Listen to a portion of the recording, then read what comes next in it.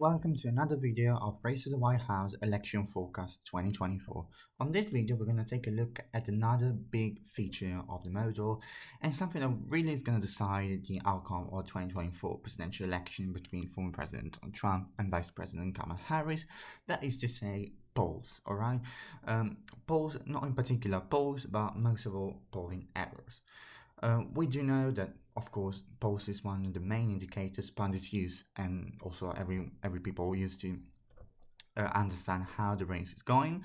But the crucial question, most of all this year, is whether polls are right or whether polls are wrong. This is a question we shall ask ourselves even more this year because we're coming from 2 years to presidential election years, 2016 and 2020, where polls went wide off the mark. So they underestimated heavily in 2020, even more than 2016. Former President Donald Trump. In both elections, polls predicted big victories for Democrats, but actually the races were very, very close, with Trump narrowly winning in 2016 and narrowly losing in 2020. So on this video, we're going to take a look at how polls tend to fare in each of Battleground states and at a national level, and so we're going to draw some conclusion about how to watch some polls. So first of all, we need to understand how polls fare in a national environment. So on a national environment, here I collected some data, as you can see right here, about 2008, 2012, 2016 and 2020 national error. So when you use a plus sign, it means that Republicans are underestimated. When you use a minus sign, it means that Democrats are underestimated. We're talking about polling averages from the closest polling institute. Alright, so when I look at these, I always try to understand what polling institute actually got it closer to actually understand the actual outcome of the election, and in many cases this is Real Clear Politics. So Real Clear Politics was better than other polling institutes both in 2016 and in 2020. Of course, as you can see right here, let's try to take a look, for example, here at the 2020 presidential election. Take a look at the general election, let's say in the nation. All right, 2020 in the nation. As you can see here from 538 polling average, the big polling average in 2020 actually had Joe Biden leading by a commanding lead. Right, look at 2020 here. Joe Biden on November the 3rd was leading by 8.4 points. All right, 8.4 points actually translated into only 4.5 victory for the Democratic candidate in 2020. So there is a big 3.7, as you can see right here, overestimation for Trump. So underestimation for Trump. In 2016, actually, national polls weren't wide off the mark that way, that big, alright? We're talking just about a 1.1 underestimation of Trump, which is something really understandable and really within the margin of error, alright? So, actually, in 2016, the big issue was with 3 states, Wisconsin, Michigan, and Pennsylvania, on a state basis, rather than actually getting wrong the national vote.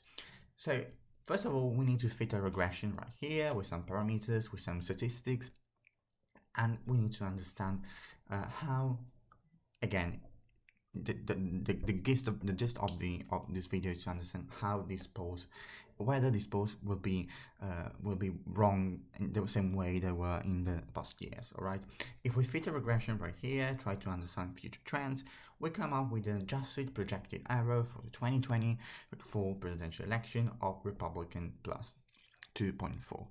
It means the national averages tend to underestimate Republican candidate Donald Trump by 2.4 points. All right. So, for example, if we now have Kamala Harris leading by 4.4 points, we should expect her to win the national vote by 2 points, according to this regression and historical trends.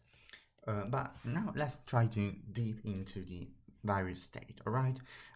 First of all, I need you to know that there are different kinds of regions in the country, right? If we split the battleground state between really 2 important parts, like you can see right here, we have the Midwest region right here, used to vote heavily in favor of Democratic candidates. In 2016 and 2020, shifted heavily to the right of the nation, and generally in raw numbers to the right. They were all won by Donald Trump in 2016, and the other states were Wisconsin, Michigan, and Pennsylvania. And then we have the other four battlegrounds that are right here in the Sun Belt. We're talking about Nevada, Arizona in the west, and Georgia and North Carolina in the southeast, with the state of Florida not actually being a battleground state this year as it was in 2020 and 2016. So there is a great difference between polls in those three states and polls in those four states, all right? If you look, for example, the state of Arizona, okay, let's take a look, for example, Arizona 2020, all right, Arizona. We take a look here and we have Joe Biden at the end of the day per 538 actually was being had by 3.1 points, all right, which is actually a kind of underestimation of Trump, because as you can see right here, Biden only won by just 0.3. But if you look at regular politics right here, for example, Arizona, look at 2020. All right, let's take a look at 2020 in the state of Arizona. You see that the race was really, really close, right? According to regular politics, actually, Arizona was wrong. Biden was overestimated just by 0.6 points, all right? So in Arizona, the same state, we should say the polling errors aren't really that bad, all right? Same thing if you look at Georgia, right? Let's take a look at Georgia right here. Another example of Georgia. Again, in 2020, the state of Georgia was won by Joe Biden by around 0.2 points, 0.24 to be precise, and the polling average actually had Trump leading by 1 point. So it means that in Georgia, actually per real politics, the Democratic candidates were actually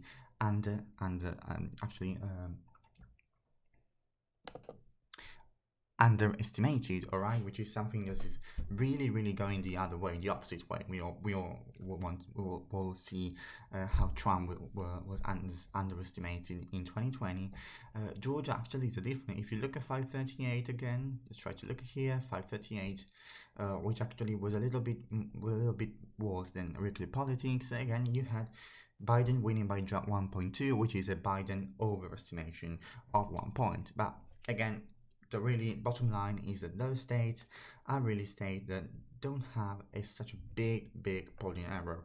All right, if you look at Arizona, for example, let's try to take a look at here, the adjusted projected state error, like here, and then I'm gonna show you how the model works with those kind of numbers. But you can see right here, for example, in the state of Arizona, we just again look here, minus 0.1. all right, so we're talking about nothing. All right, really polls are really accurate in Arizona. Look in Georgia here, minus 0.6, so a slight underestimation of Democratic candidate, which is something really we shouldn't expect. We didn't expect, but again, it's really a statistical tie, so really precise in Georgia. Look here in North Carolina and Nevada. Okay, starting in Nevada, yes, Nevada right here. Again, the state of Nevada was really again underestimation of Democratic candidate. This is something really not usual. This mainly is due to those numbers. Alright, we're talking about again 2020 and in particular 2012. Look at 2012 here in Nevada, big underestimation of President Obama. Obama underestimated by 4 points. But again, also in 2016, Hillary Clinton underestimated by 3.2 points in Nevada, and in 2020, according to Weekly Politics, there was no actually underestimation or overestimation of any candidate. If you look here, Weekly Politics averages, again, you can see that in Nevada, Weekly Politics did a great job, right? Look here in 2020, what they did was a really, in Nevada, they had the same, they really got the same share of votes. All right, Biden plus 2.4, as you can see right here. And regular politics really nailed it with no error. So which means that really the state of Nevada is really not, polls are really accurate, and if they tend to favor someone, they tend to favor the Republican candidate and underestimate the Democratic candidate. If you look at North Carolina, actually it's a little bit different, right? North Carolina is among those 4 southern states, the state where polls tend to underestimate more the Republican candidate. Look here, for example, at 438 again. If you look here in 2020, let's go to the state of North Carolina, for example. Everybody thought it was the first state that Biden should win, all right, that Biden could actually swap from 2016. It was Biden plus 1.8 according to 538, but again, if you look here at the actual results, you see North Carolina was won by Trump by 1.3, so we're talking about 2.9 error for according to 538. If you look right here in according to real clear polling, and look here in North Carolina, again you have that North Carolina, according to the data gathered here, North Carolina had a polling error right here of underestimated Trump by just 1.1 point in 2020 and by 2.8 points in 2016. Again, in 2016 they all thought that North Carolina would be won by Hillary Clinton.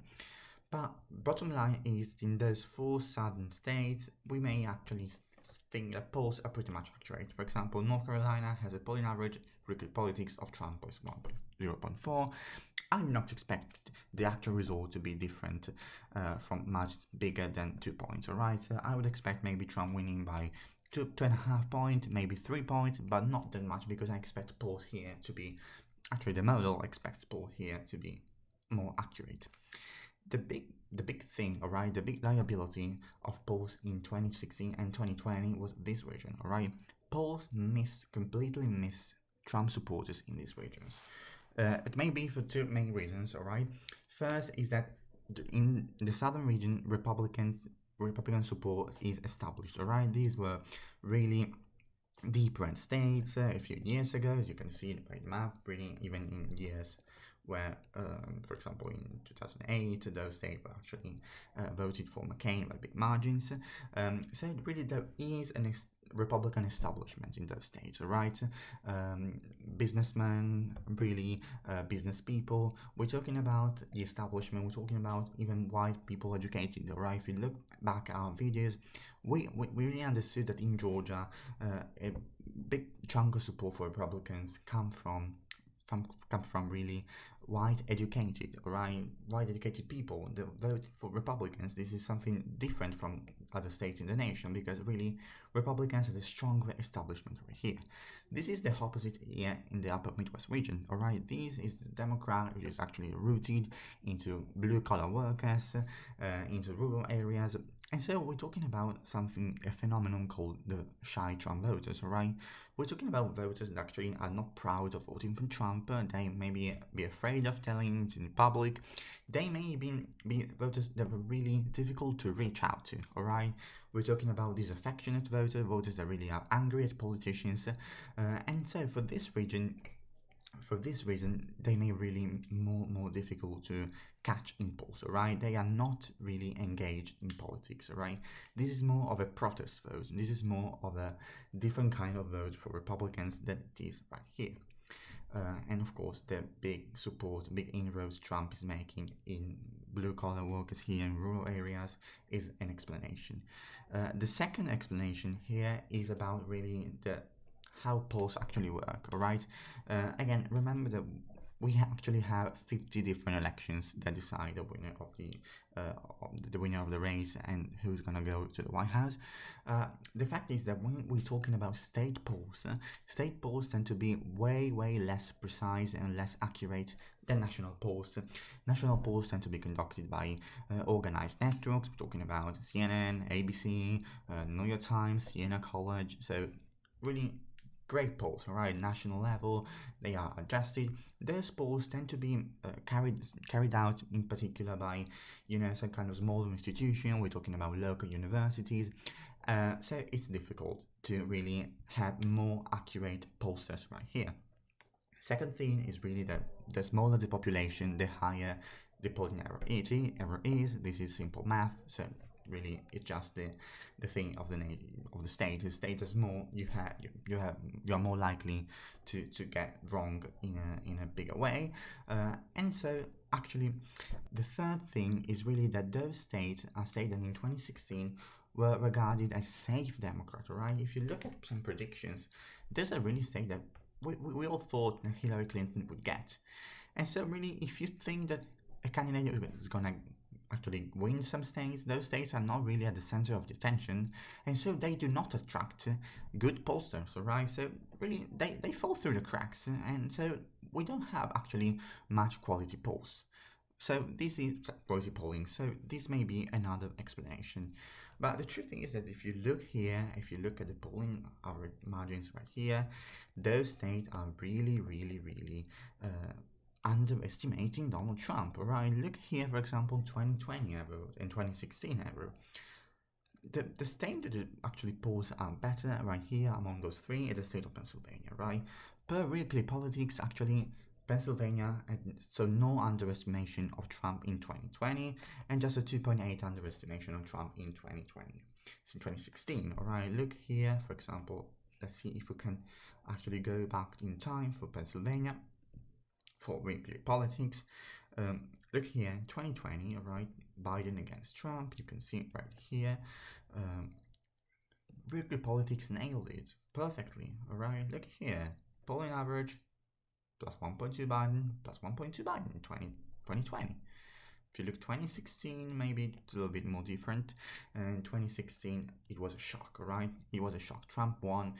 But again, look at how close it is, all right? Just 1.2, but just what, 2 points for Hillary Clinton. 2 points within the margin of error when we're talking about polling averages.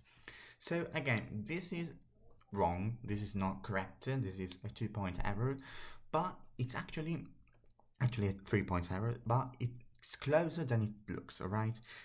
Closer, for example, than 538. Let's look at 538 in 2020 in Pennsylvania. They got really, really wide off the mark in 2020. Biden was projected at 5 points, right? 5 points on November the 3rd, which is big, all right? So weekly politics actually got it better. So for this reason, when you look at Pennsylvania, you see that the final polling adjustment is not as big as it is in states like Michigan and Wisconsin, right? If you look here, Pennsylvania, the 2024 polls, 24 polling average, you see Harris plus 0.7. And so again, I do not expect any candidate to win here by more than 2.5, 3 points, even if polls are really, really wrong. To finish with, we really have to talk about how the states of Wisconsin and Michigan were really, really, really wide off the mark in 2024, in 2020 and 2016, all right? Even weekly politics institute, which was fairly, very accurate in 2024, look at here, look 2020. Remember, Wisconsin was won by Biden by just 0.6 points, 0.7 here. 6 point error, all right? 6 point. Look at those polls, all right? If you look at those polls, you see that Wisconsin has a safe or likely rating in favor of Democratic candidate, and it ended up actually really, really close, all right? Trump could have won, lost his state by 20,000 votes, so it was really, really close, all right? This is the state of Wisconsin. High underestimation of Trump. The same thing can be seen in 2016, of course. If you look here, again, same thing, all right? Clearly almost the same margin of error. And if you look at Michigan too, look at Michigan, for example, like here at 538. 538 in 2020, for example, the state of Michigan voted really, really, again, +8. All right, in 2020, they had Biden at +8 around election day. It ended up winning, yes, but being won by Biden by just 2.8 points, all right? So these two states are the states where polls are really, really, really wrong, and we need to take a look at those polls. And I think it's no coincidence that if you look at polling averages and polls in general, you see Democrats actually faring better in those two states. I really think that we need to take into account those polls ever, right? When you see maps, you see Michigan and Wisconsin in 2024 leaning toward Harris, according to polls, beware that in those two states, polls were way wrong, and were actually more wrong than in other states, in the other battlegrounds, where polls were fairly accurate. One actually caveat we need to take into account, and something that really the model takes into account, is the midterms error of 2012 and 2022. Why? Because in 2022, really, we've seen the opposite thing. Alright, in 2022, we've seen a kind of underestimation of Democrats, all right? Let's say, for example, in Arizona, we were Senator Kelly, as per 538, actually led by just 1.6 points, but it ended up winning his race by a whopping margin. We're talking about 4.9 points. Same thing in Pennsylvania, right? John Fetterman actually defeated Dr. Oz by the same margin, 4.9.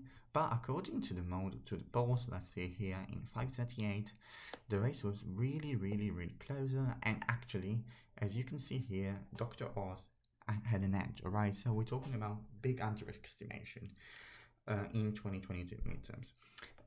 Does this mean that polls actually changed and now they can really understand how actual Republican support?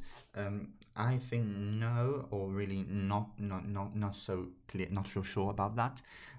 The fact if you look at here at polling hours, first thing is that in midterms, Donald Trump was not on the ballot, all right? So Trump had a big influence on the Republican electorate. So if Trump is not on the ballot, we need to take data with a pinch of salt, right, when we make some comparisons. But if you look at the 2018 really error, you see that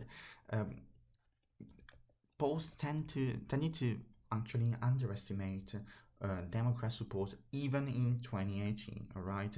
But this not prevented polls from being wide of the mark in 2020 again, alright? So it's kind of different things, alright? In the midterms, it's something that is really normal, that polls are less accurate and polls tend to really be wrong, and there is not really a high correlation between midterms shifts in polls and then presidential election shifts for different reasons, because we have again two different elections in 2 years, in 2 different years. When it's not presidential years, we have people that are less engaged, so polls really, for example, in 2022 may have neglected some enthusiasm from the Democrat side, maybe after Dobbs, after Roe v. Wade was reversed. But as again, you can see right here that we have in the midterms is something that is really natural, right? For example, in Wisconsin in 2018 again, there was actually a 0.4 underestimation of Republicans, which is something that is really different from the 6 points underestimation in 2020. So again, you see in 2016, Republican underestimated by 7.2 points. In 2018, just 0.4, so really precise polls. And you may think, okay, so in 2020, polls have adjusted to shy Trump voters. No, not at all. 6 points underestimation of Trump. Because the dynamics, Trump being on the ballot, the election being on other issues, and the polls being carried out in different ways, on a different electorate, for different problems, really makes those elections really different, and it's really not so immediate to find a correlation between these numbers. So to wrap up with, I want you to know how model works in broad strokes. The models not only does the model takes into account row errors in the state, it does also take into account the error compared to the nation. What does that mean? It means that really we take the polling average for state and then a polling average in nationwide. We see, alright, so the state is going to vote according to polls a certain amount to the right or the left of the nation, and then we compare these to actual results, right? For example, let's see here in Arizona, right? In Arizona, there was in 2020 projected margin here at around Biden plus 1.2, 1.3. And the nation was really projected to vote around 8 points to the right? Actually, yes, 8 points to the right, 8 points in favor of Biden. So it means that Arizona, according to polls, were projected to vote around 7 points to the right, to the left, to the right of the nation. But when actually all votes were counted, Arizona voted around 4.5 to the right of the nation. So this means that we have a state error compared to the nation of around 3 points underestimation of Democrats. It means that polls projected that Arizona voted 7 points to the right of the nation, but actually it ended up voting 3 or 4 points to the right of the nation. So when we factor in all this data, again, all these starting from the national error, again, national error is the Bayesian prior, so it's a point from which we start and then we compute our data, and then at the end we need to check and see how it changed. We need to take into account all those things, and for this reason you see that Arizona actually has a, according to the model, underestimation of Republicans, slight underestimation. So according to this polling average, for example, Arizona has a 0.4 percent in favor of Trump, but according to the model, it's going to go 0.1 in favor of Democrats. This only based on polls. So again, let's try to take a look at in the battleground states, how states are going to vote only based on polls. And again, mind you, we need to factor in fundamentals, voting trends and patterns. I made videos about those things a few days ago, and then also turnout, third-party candidates, and other things. This is one of the main pillars. Again, stay tuned if you want to see how all those things staffed. This is just one of the main, just around 25% of how the model projects margins. But again, according to polls, we have Arizona voting narrowly in favor of Harris. We're talking about nothing, 0.1%. Georgia again tied in the national polls, Harris winning by 1.7. Big underestimation of Georgia for Democrats, because there were actually an underestimation both in the raw vote and both in the vote compared to the nation in Georgia. Florida, big underestimation both in 2016 and 2020, ends up winning Republicans by 9.4.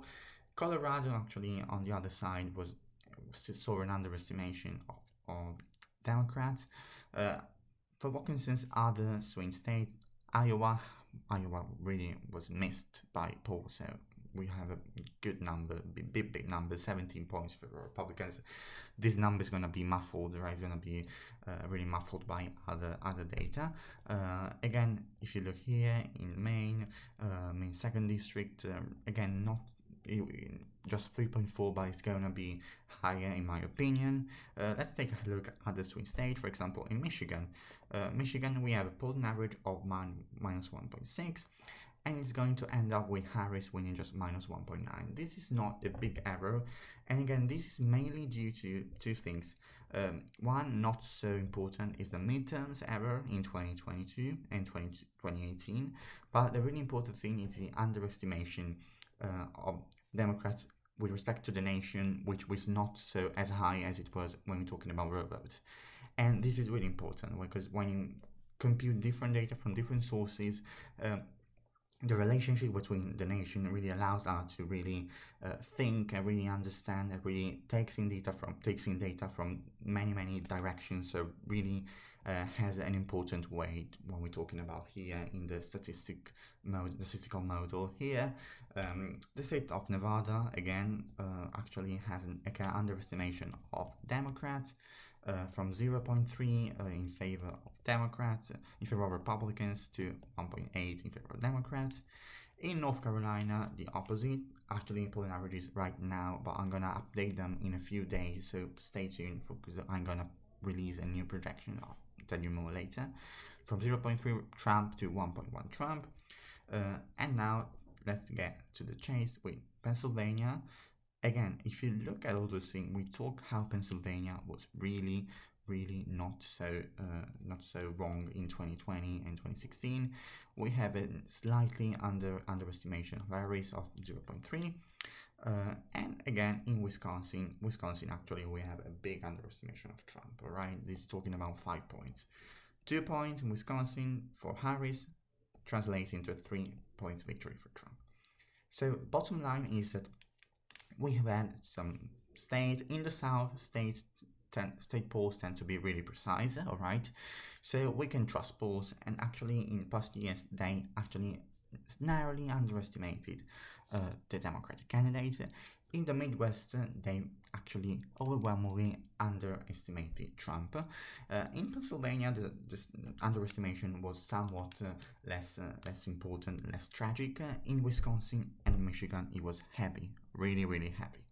But silver lining for Democratic candidate, there is not such a big underestimation when we're talking about state votes compared to the nation. So it means that we're talking about the behavior to the nation, whether a state will vote to the left or to the right of the nation.